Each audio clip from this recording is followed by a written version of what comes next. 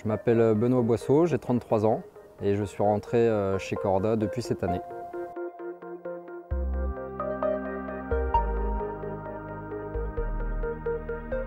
Ce qui m'a vraiment avant tout plu chez Corda, c'était les vidéos, quoi. Ça c'est un truc, ça m'a bluffé, la qualité visuelle, la passion qui était transcendée à travers les vidéos, ça c'était juste bluffant, quoi. Ça m'a rendu dingue, quoi, tout simplement. J'étais derrière mon écran en hiver, j'ai découvert Corda de cette façon-là. Il y a déjà très longtemps, hein, il y a pas mal d'années cette fois, là, mais je connaissais déjà le matériel avant. C'est ça qui m'a fait aussi cliquer sur YouTube et puis découvrir Corda de cette façon-là, quoi. Après, j'ai découvert le site web aussi, donc on apprend à connaître les personnages du team en fait sur le site, ils sont bien détaillés. Et puis voilà, chaque personnage est atypique, passionné, ça transpire la passion, quoi, tout simplement, hein. Lancer, c'est toute une technique, c'est une discipline. Et sachant que je pêche beaucoup les obstacles, la dépose en bateau pour moi c'est primordial. Ça m'apporte la sécurité et il faut savoir que si j'ai pas posé mon montage correctement, je dors pas de la nuit, je me pose 30 000 questions sans cesse et je suis pas serein. Il faut que je pose mon montage, il faut que je sente le plomb. Quand j'étais gamin, j'adorais être sur les bateaux, j'adorais être sur l'eau. Il y a aussi ce côté plaisir, quoi, tout simplement, de se retrouver au milieu de grandes étendues, seul au monde. Des fois quand on va poser ses lignes en plein milieu de la brume comme ce matin, c'est juste féerique parce qu'on est tout seul, on est perdu, tout est calme et lisse. C'est des moments uniques, quoi, tout simplement.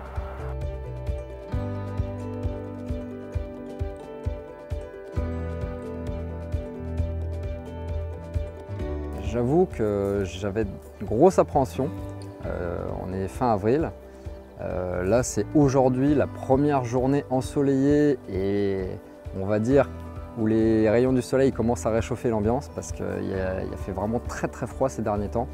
L'eau a perdu 5 degrés en une semaine, ça a été brassé avec un vent du nord. Donc j'avais vraiment très très peur. Je suis venu quelques fois, c'est un plan d'eau de ma région, je connais les propriétaires qui m'ont gentiment donné l'autorisation de venir. D'ailleurs, je leur fais un petit clin d'œil, je les remercie.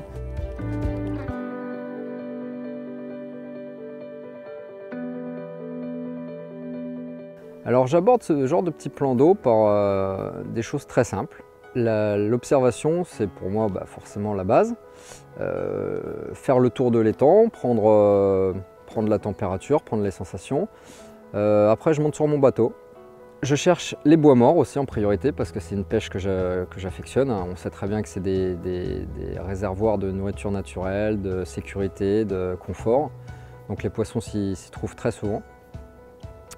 Tout ce qui est au fond aussi, ici j'ai la chance d'avoir une grosse butte de grève en fait, un peu étagée, en plein milieu du plan d'eau avec une petite touffe qui pousse dessus. Donc visuellement en plus c'est assez mignon. J'ai été mettre une canne à côté de ça, ça m'a semblé évident et effectivement le poisson fréquentait ce lieu, hein.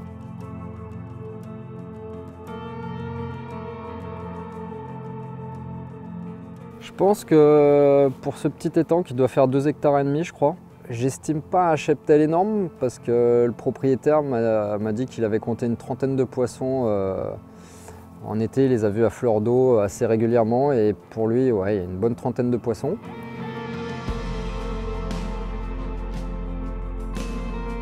Assez rapidement, étonnamment, j'ai arrivé à capturer un premier poisson. Bon, il était certes pas très gros, j'étais au courant qu'il y avait un cheptel de poissons assez petit.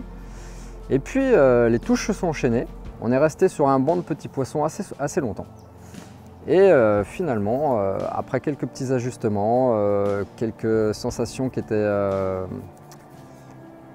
pas les bonnes, j'ai décidé de changer un peu ma pêche. Et là, les gros poissons sont rentrés et on est tombé sur des poissons juste incroyables. Je me suis appliqué, j'ai pris mon temps, je me suis pas désemparé devant les petits fiches qui rentraient, j'ai fait beaucoup de blanc aussi.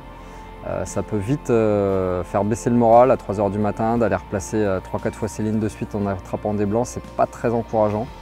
Surtout quand il fait des températures négatives, ça a été assez rude. J'avais connaissance de certains poissons qui méritaient d'être devant l'objectif, on va dire. Il y avait cette carpe que j'avais déjà attrapée. J'avais tendance à dire un dinosaure, tout simplement. Elle est cuirée, elle est racée, elle a des écailles, elle a une couleur noire incroyable, elle est dense.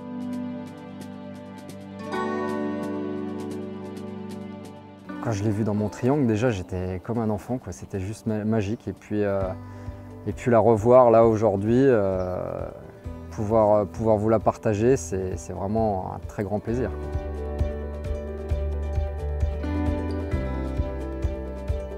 En fait, cet étang, j'ai eu l'occasion de pouvoir le pratiquer exactement 4 fois.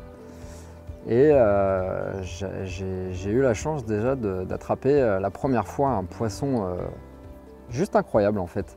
Une commune avec des nageoires et une caudale, on aurait tendance à dire un peu surdimensionnée. On se demande même si c'est proportionné. Il était 3h30 du matin. Et toutes les touches que j'ai eues, quand j'ai pris contact, j'avais pas cette sensation que je tenais la commune. Et quand j'ai mis la main sur ma canne, j'ai eu un frisson et j'ai senti que c'était maintenant.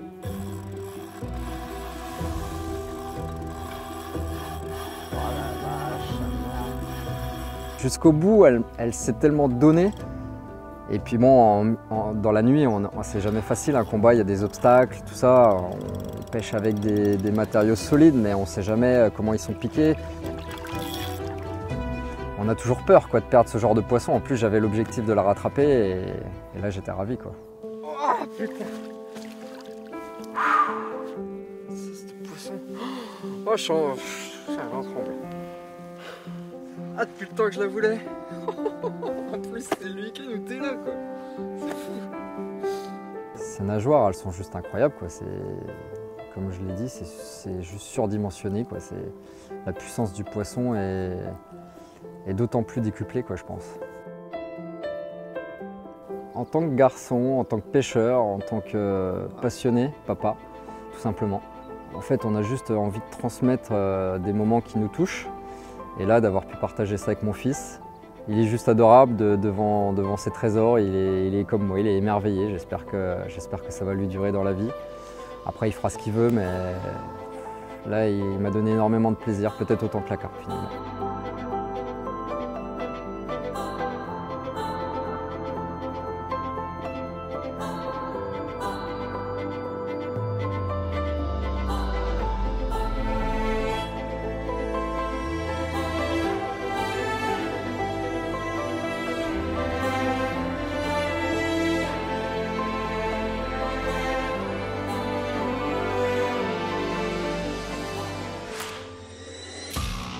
Quand j'arrive au bord de l'eau, j'ai rarement des montages de près parce que je suis quelqu'un qui vit à 100%.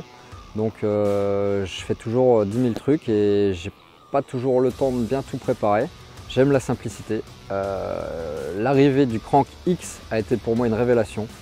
C'est un hameçon qu'on fait avec un simple nœud sans nœud, on met un wafter, on pêche. C'est formidable. Dans énormément de situations, c'est un montage que j'utilise beaucoup.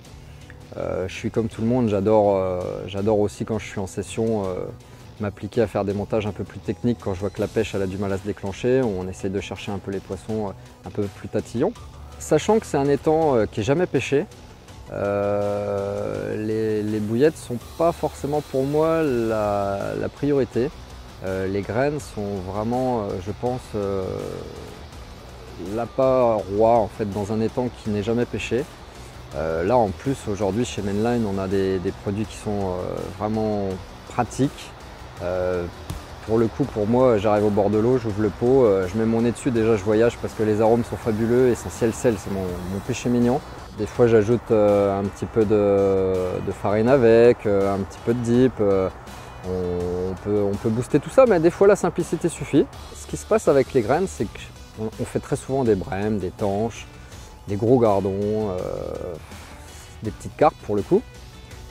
Et donc ça peut être un petit peu frustrant, mais quelque part j'aime bien avoir de l'activité sur mon coup parce que ça me permet de retourner régulièrement, reposer ma ligne. Je suis sûr qu'il y a de l'activité, donc s'il y a une carpe en maraude, elle va voir l'activité, elle va venir sur mon coup et je sais très bien que tôt ou tard ça finit toujours par payer.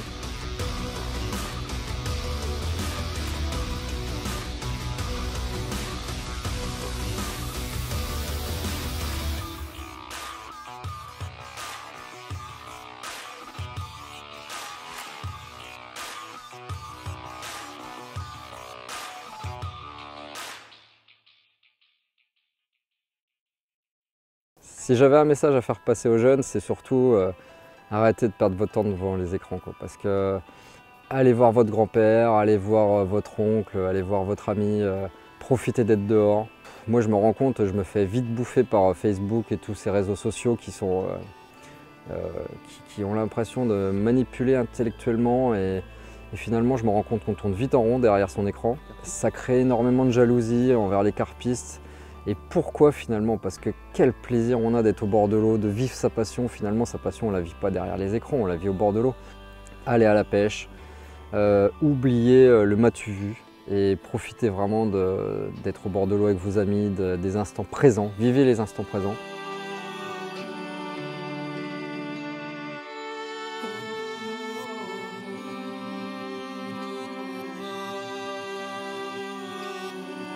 J'ai la chance de faire partie d'une équipe, mais d'amis finalement. Et c'est ça que les gens, il faut qu'ils comprennent, c'est que tous les gens chez Corda en plus sont là en tant qu'amis.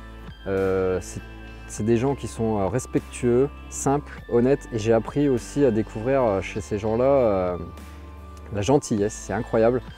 Ce qui est des fois vu derrière l'écran, c'est pas la réalité, quoi. On passe des moments incroyables, on se fend la gueule et c'est génial, quoi. Et voilà comment terminer une session magique, j'ai envie de dire. Vraiment, j'ai été gâté, des joyaux. J'ai trouvé vraiment des poissons incroyables qui m'ont livré des combats, on peut dire d'anthologie. Et puis voilà, quoi, on finit avec le soleil, un poisson racé tout en longueur. Je suis tout simplement aux anges. Voilà, je vais lui rendre sa liberté, elle l'a bien mérité. Et puis à la prochaine.